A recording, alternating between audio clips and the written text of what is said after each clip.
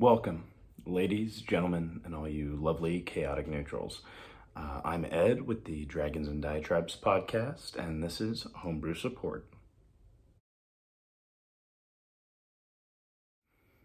One of the players in my gothic horror campaign is playing a Ghost Slayer Blood Hunter, Elios Farron, nicknamed Echo.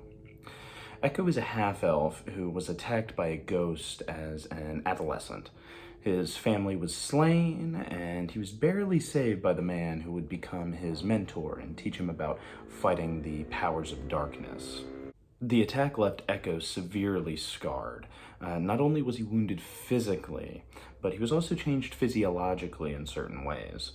Now he's forced to keep a chain of silver about his neck, right next to the wounds left by the ghost, as the wounds ooze ectoplasm continuously, and there's no telling what will happen to him should it be left unchecked. His hair was also affected by the attack. It had been normal before, but now it was intangible, passing through everything except his own body. So he was able to touch it and braid it together, but it passed through everything else, his clothing, the ground, anything he passed by, just passed right through. He was, of course, unable to cut it, as nothing could go through it, so it grew continuously. At the start of the campaign, it hung behind him through the ground. Even when braided, it had grown for so long.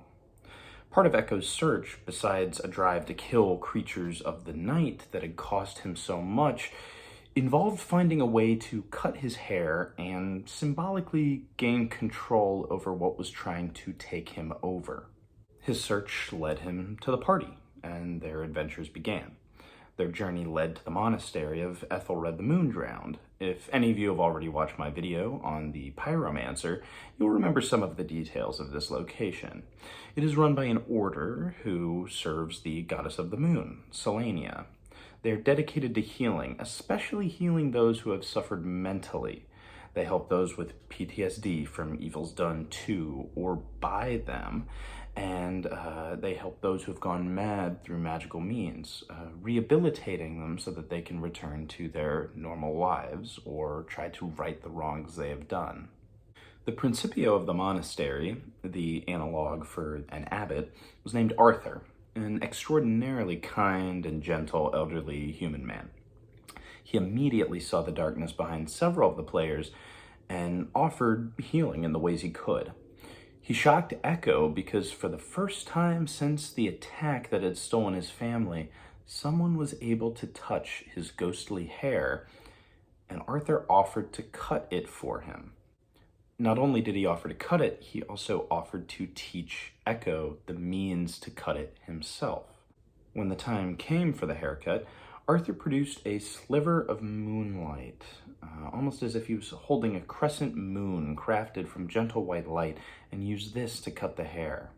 The party spent some time at the monastery, and Arthur taught Echo how to manifest this moonlit blade. One thing I like to do as a DM is to give out cantrips to my players, either as rewards for quests or rewards for development. For example, players have discovered scrolls and hordes that, when read, imbue the character with the power to cast a cantrip. Or if a character goes out of their way to help a mage, they may be granted a cantrip as a token of appreciation. You could also use a ranger being given a cantrip when they show a development of character towards helping nature, or a character in the Theros setting being granted magic for particular devotion to a deity. However, there were no spells in the game that I felt would work with what Echo needed.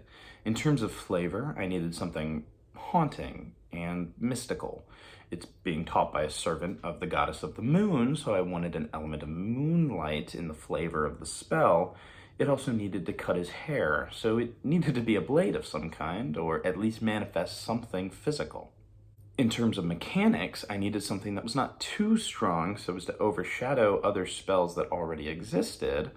I also needed to determine a damage type that would make the spell sufficiently strong against ghosts, as it can cut ghost-touched hair. I also wanted to balance the powerful damage type necessary by making it more difficult for a standard caster to use effectively. And I will show you how I think I achieved all of this. I've actually already mentioned the name of the spell. It's called Moonlit Blade. It's a conjuration cantrip. It has a casting time of 1 action, a range of self, and a duration of 1 minute. It involves verbal and somatic components. When you cast this spell, you conjure a crescent-shaped blade of moonlight in a free hand. The blade emits bright light for 5 feet and dim light for an additional 5 feet. The blade is a simple weapon. It has the finesse and thrown properties. Its thrown range is 30 over 60.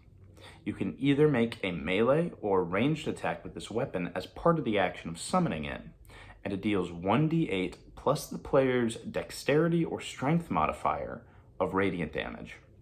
This damage increases to 2d8 at 5th level, 3d8 at 11th level, and 4d8 at 17th level. The blade disappears once its damage has been dealt, or you miss with a ranged attack. You can have up to 2 blades summoned at the same time. This is, of course, the first iteration of this spell. It seemed balanced to have a d8 damage, as it is radiant damage. That is a particularly strong damage type, especially at early levels. That's why I wanted to balance it by having the spell manifest as a weapon and necessitate a weapon attack. Wizards and sorcerers would have some difficulty using this, as they usually don't have great modifiers in strength or dexterity. Similarly, I didn't want it to be repetitive damage, hence it disappears after it deals the damage or is thrown. I like the idea of embodying the fantasy of a Moon Knight or a Gambit, throwing these one-off damage-dealing projectiles. And the light it emits gives it a little bit of utility, but does not overshadow the light cantrip or other cantrips that similarly are meant to provide light. Another thing I considered, instead of having the damage go up the way it does, increasing by a d8 at each milestone level for increasing cantrip damage, instead having it summon more blades as you level up, allowing the attacks to be split in a way similar to Eldritch Blast. How I think someone could do this is that the level 5 milestone makes the weapon deal 2d8 as normal, and then at 11th level it actually produces 2 blades, one that deals 2d8 and one that deals 1d8, and both can be used to attack as part of the action to summon it. Then at 17th level, the damage of the second blade increases to 2d8. Another way you could do it is that at 5th level, you summon 2 blades that each deal 1d8, and then at 11th level, one of them increases to 2d8, 1d8, and then both are 2d8 at 17th level. This would require play testing, but I think it would be cool, a cool way to do it to embody this flavor of the blaster caster, but flinging blades or daggers of magic. Whichever method you prefer, feel free to borrow Moonlit Blade in either iteration for your own table. I hope I've given you all some insight into my process of spell creation and inspired you to create your own spells that fit the flavor and fantasy of your players. It's been a long time since I was able to post. I had finals week, finals papers, Christmas travel, and I've actually not been able to play D&D, so I usually base these videos off of things I've done recently. So I haven't been able to play for about a month, not really, just with a lot of things going on. But hopefully should be able to get back into something more of a regular upload schedule after this. I'm working on doing a longer form video detailing a one-shot that I did that I think would be very enjoyable and a lot of fun. Not ready to be recorded yet, but something to look forward to. But thank you for staying to the end, and until next time.